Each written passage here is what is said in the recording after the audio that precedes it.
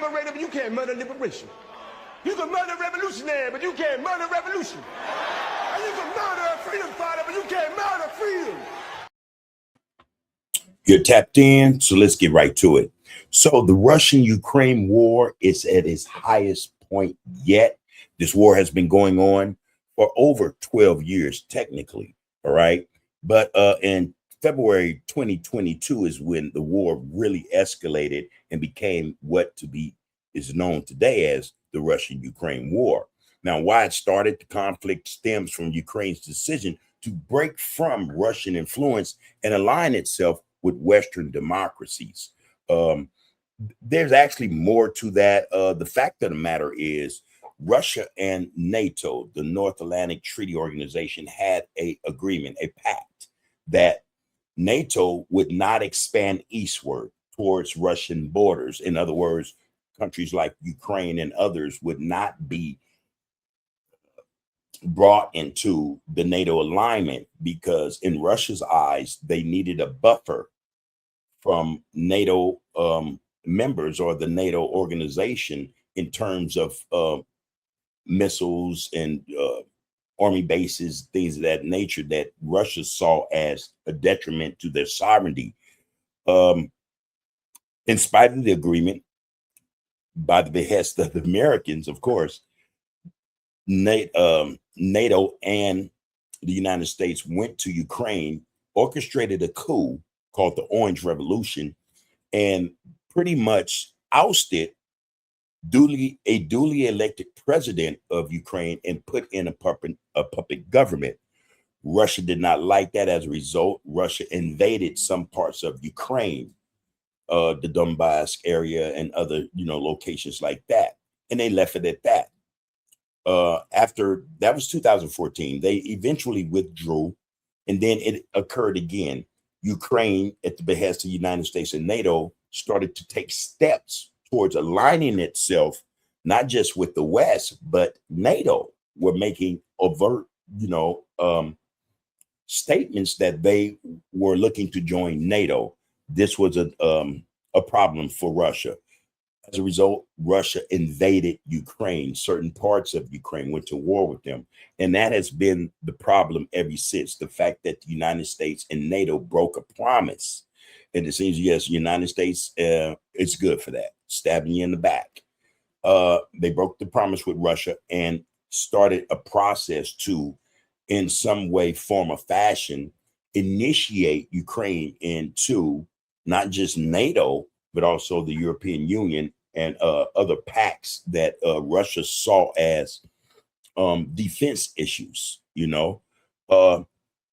What we do know in regards to this is that, again, Russia did not like the fact that the United States wanted and NATO wanted to expand eastward towards Russia, where they could place nuclear weapons directed at Russia. This is what started the whole thing.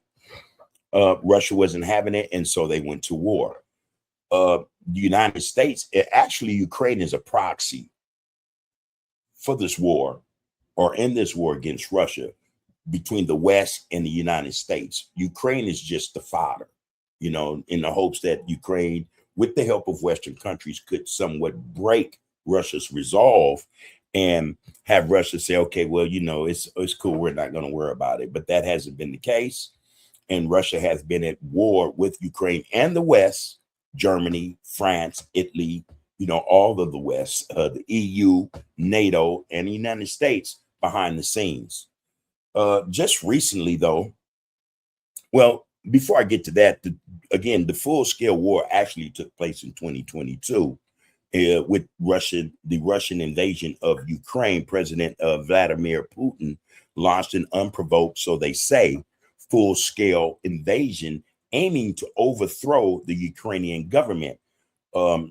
Zelensky is the president of Ukraine.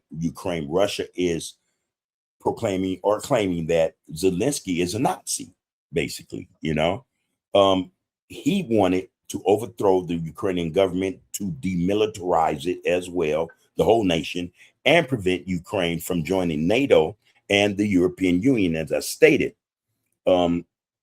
There are reports that, in recent news feeds, Russia is saying, hey, we can end this war in one day.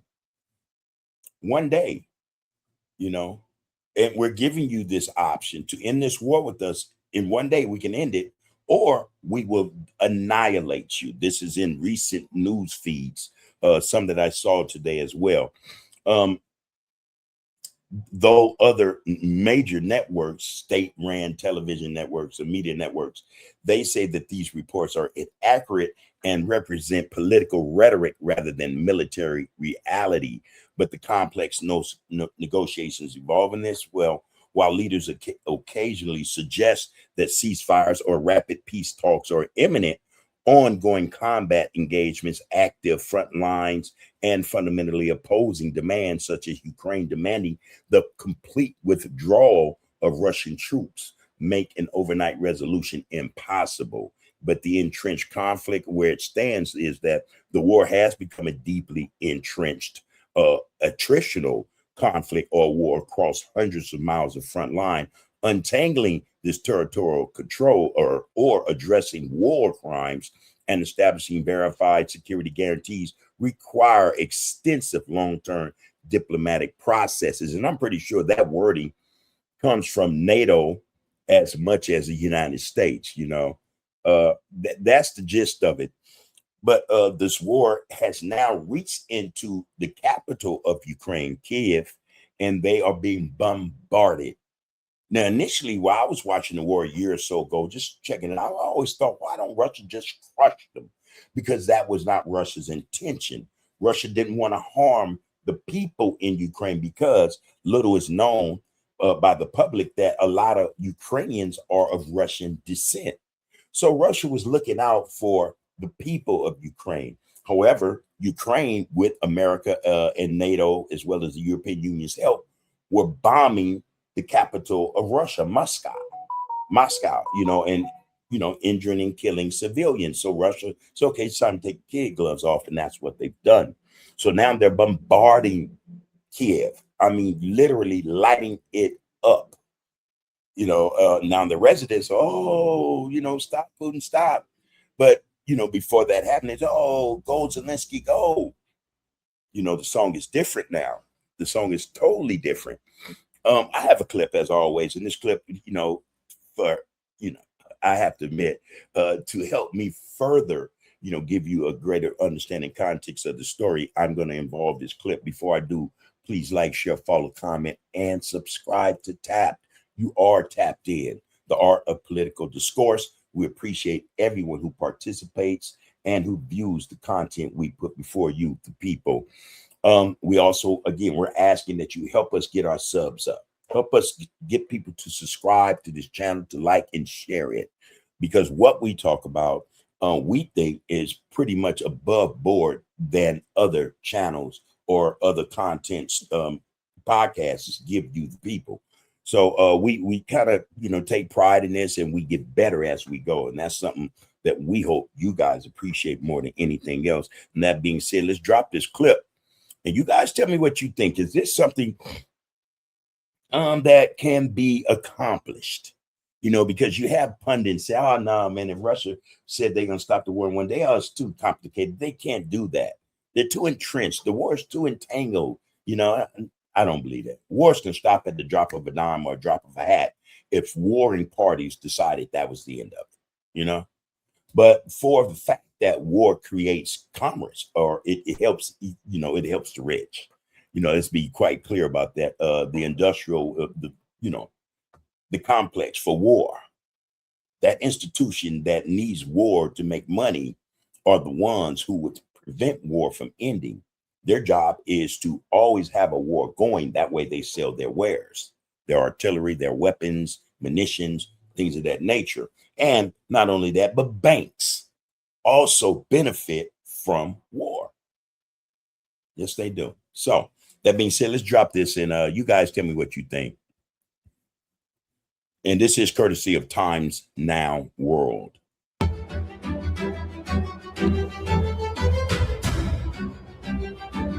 For context, that was Kyiv, that was Ukraine, with the burnt out vehicles and fires ablaze everywhere.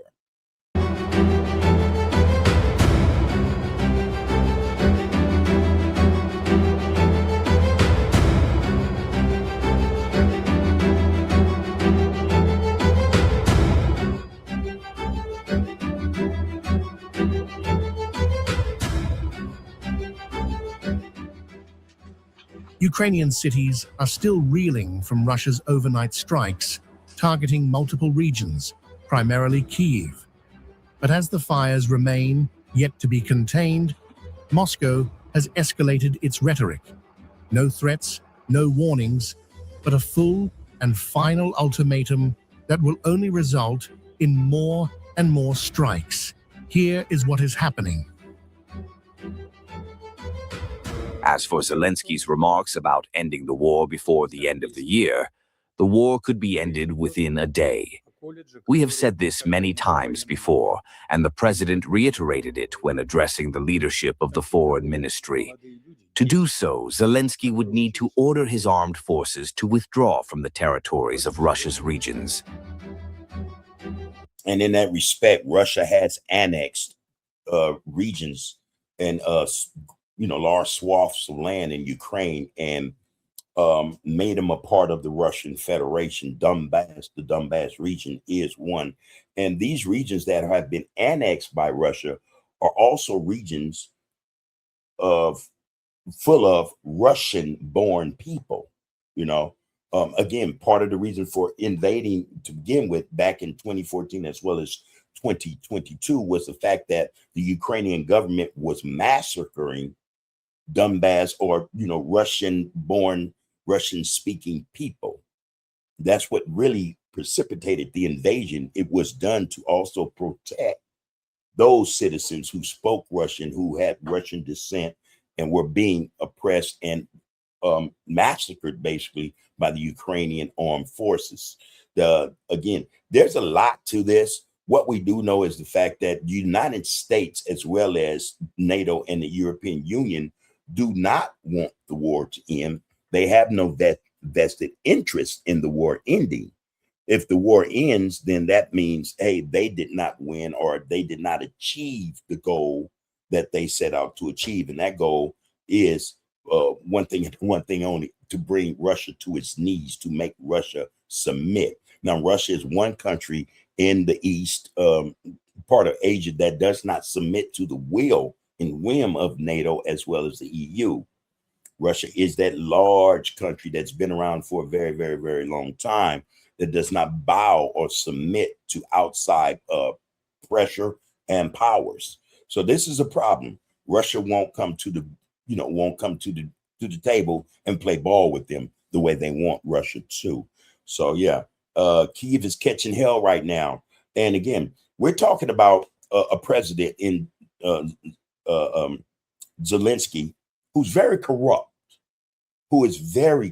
Also, Biden and his crew sent Zelensky, the Ukrainian government, about $3 billion for a war that did not have to take place had they just honored the agreement with Russia in terms of not expanding NATO or putting Russia in a position to where they thought their borders were being threatened by the advancement of NATO as well as the EU. So there it is. Ukraine is only able to continue this war because of the financing they're getting from the United States as well as NATO allied countries and the European Union. It makes no sense. Again, Zelensky is corrupt as they come. In fact, Ukraine is probably the ¡1 corruption capital of the world. Yeah. That's what I said. What? No. Yeah. I mean, more corrupt than the United States government, more corrupt than countries in Africa, more corrupt than a lot of other European countries that are very corrupt. Way more corrupt. So, the question was, where did this $300 billion go? There is allegations that Zelensky and his cohorts, his buddies, have pocketed large sums of this money for themselves. They have villas. They have astronomical bank accounts, in foreign, in overseas accounts and things of that nature. They live in luxury, though the country is at war. The people are suffering. They live in luxury. Moscow is doubling down on this hardline stance, using a recent Ukrainian strike on a college dormitory in occupied Starobilsk to justify its escalating brutality. The Kremlin claims Kyiv has crossed a line, framing its own massive civilian bombardment as a justified shift in strategy. So this is why they're bombing Kyiv, because Ukraine bombed a Russian college. And that seems to be the norm these days. The aggressors bombing, locations that house not just people, but the youth.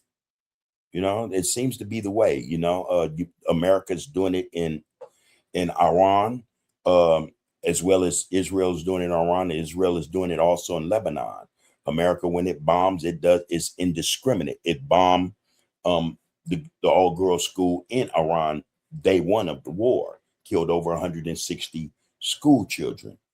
So it seems like, for whatever reason, they're redrawing or they're reconsidering how they wage war. It seems as though everything is a target. It's okay to target schools, hospitals, civilian infrastructure. That's what it seems. That's what it seems to be coming to. And that's going to set a bad precedent. Well, it already has, right? Peskov warned that Russia is prepared to enforce its terms by raw military force if its version of peace talks is rejected. A rollout is a really giant knowledge transfer project. Thousands of people suddenly need to know how to do brand new workflows. And this If the Kiev regime is deliberately carrying out such inhumane terrorist acts against civilians and children, acts that are beyond the bounds of humanity, then we are dealing with an entirely different paradigm. You can see that systematic strikes are being carried out against the military infrastructure of the Kiev regime in Kiev and other cities. As stated recently by the Russian Foreign Ministry, this practice will continue. As for the negotiation process, we have always said that, regardless of circumstances, our preference is to achieve our objectives by peaceful means. Therefore, yes, we are prepared to achieve our goals through peaceful negotiations. If that proves impossible, if the other side continues to delay the process, refuses genuine peace talks, and rejects serious decisions that could pave the way for a peaceful settlement, then the special military operation will continue.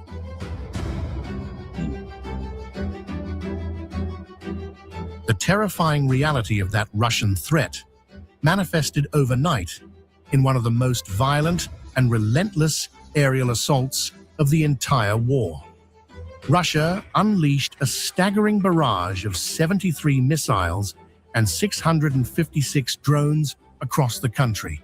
The constant boom of explosions echoed for hours in Kyiv, Dnipro, Poltava, Kharkiv, and Zaporizhia, forcing residents into crowded metro shelters.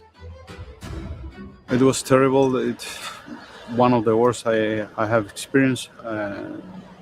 I decided to go to the shelter this night, and well, it was the right decision because some drone fall right here, not far from where I live. And it feels very close and very scary. We knew that we were in high risk alert, and we were aware of something ugly would happen, but it was. By morning, the scale of Russia's systematic strikes left a trail of civilian heartbreak. At least 18 people were killed nationwide and more than 100 injured. In Kyiv's Podilsky and Solomyansky districts, drone and missile debris heavily damaged residential high-rises, trapping families under burning concrete. In Dnipro, a second missile deliberately struck just as rescue crews arrived, killing a first responder. See, what's crazy about this is the fact that Kyiv, under the direction of the United States, NATO, the European Union, would fire into Russia, into its capital, Moscow, St. Petersburg, and places like that, indiscriminately, and then cry foul, or the victim, when Russia retaliates, in the same manner.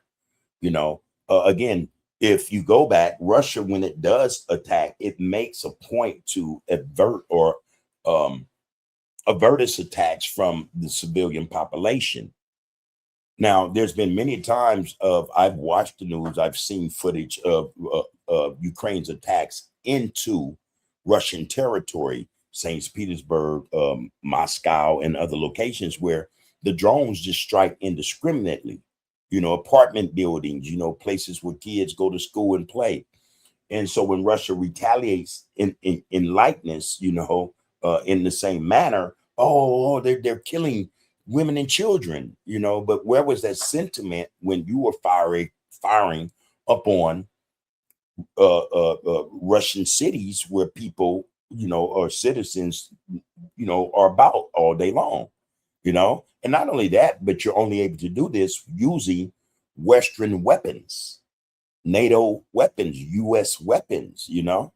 So yeah, Russia, I think, I thought this a long time ago. Why don't they just hurry up and just get rid of the problem and knock them down? You know, I always said that, you know, understanding that Kyiv is fighting under the direction of the United States and NATO and the West. So Russia is fighting actually all of Europe and the United States. And I always thought to myself, why don't, and I know Russia could knock them out without, you know, without a problem. You know, I always thought that, why would they, you know, letting them even hang around like that, you know, in this shit, get it over with. You know, the longer this thing prolongs, the longer it goes, the more lives are lost, you know. Hey man, in this respect, I think Russia is in the right.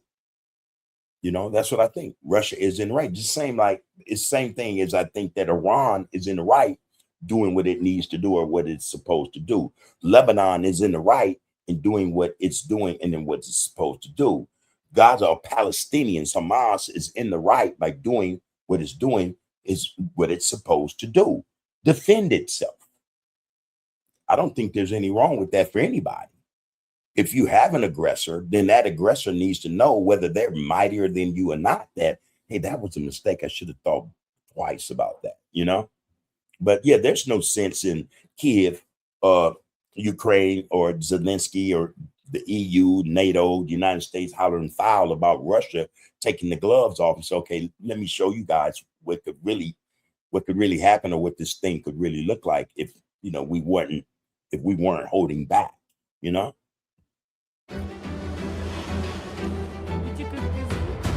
We heard a sound, and then everything was in smoke. We crouched down. I covered my daughter.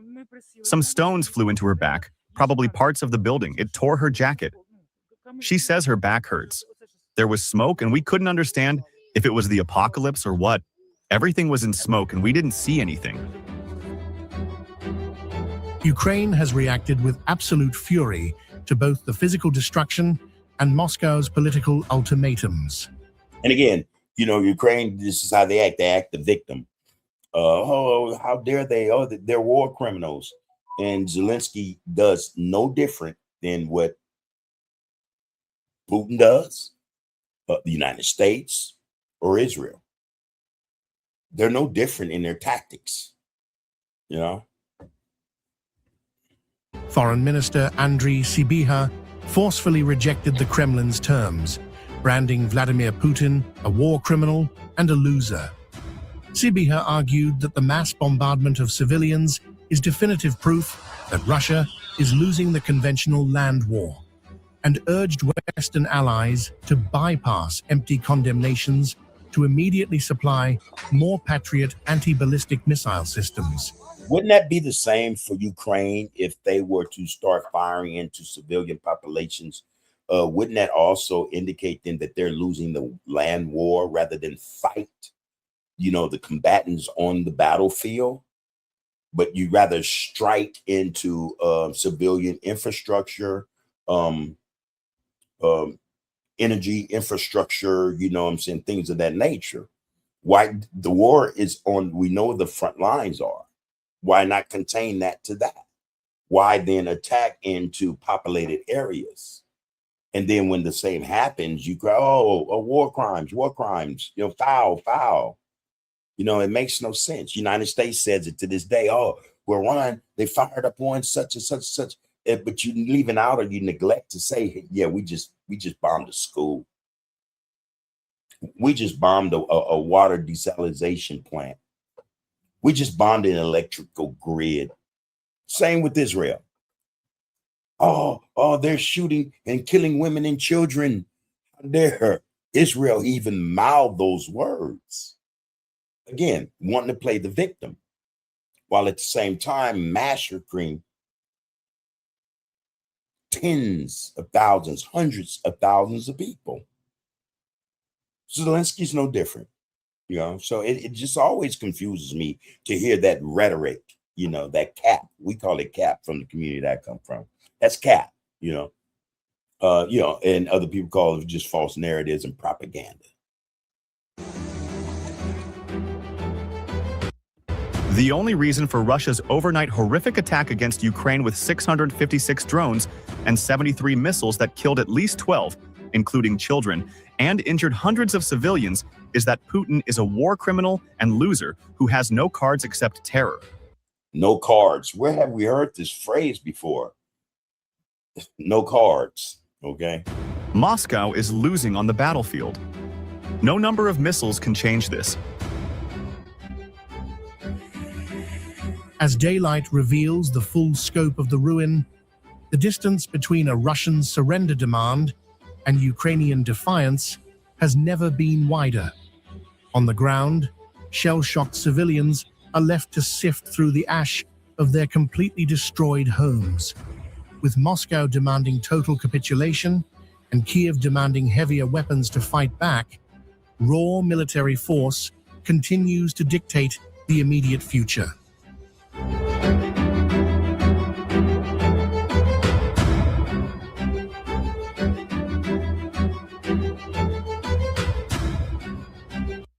Yeah.